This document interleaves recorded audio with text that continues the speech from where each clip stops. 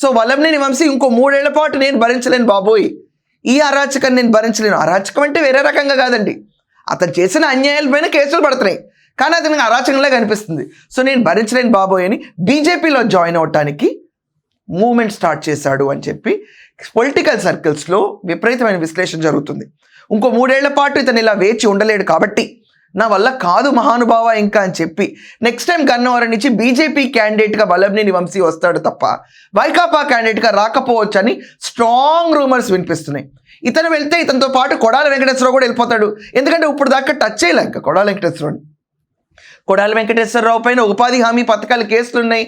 దాని తర్వాత ఈ జగననే ఇళ్ల కాలనీల కేసులు ఉన్నాయి, ఇసుకో మట్టో ఏదో తవ్వేతల్లో కేసులు ఉన్నాయి. ఇదంతా కాకుండా చంద్రబాబు నాయుడు గారు వాళ్ళ కుటుంబాన్ని దూషించడానికి అతని పైన ఒక కేసు ఉంది, యాంటిసిపేటరీ బెయిల్ మీద బయట ఉన్నాడు. సో అప్పుడు శస్త్రచికిత్స నా గుండె అని వెళ్ళిన కారణంగా కొడాల వెంకటేశ్వరరావుని ఎవరు పట్టించుకోవాలి. సో ఒకవేళ వల్లభనేని వంశీ కనుక బీజేపీకి వెళ్ళిపోతే ఇతర వెనక కొడాల వెంకటేశ్వరరావు వెళ్ళిపోవడం ఖాయం.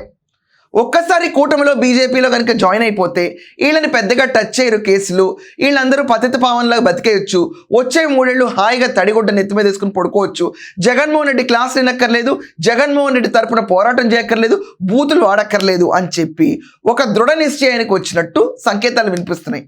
ఒకవేళ వల్లభనేని వంశీ బీజేపీలోకి వెళ్తే ఇతనికి బీజేపీ పార్టీ తీసుకుంటుందా?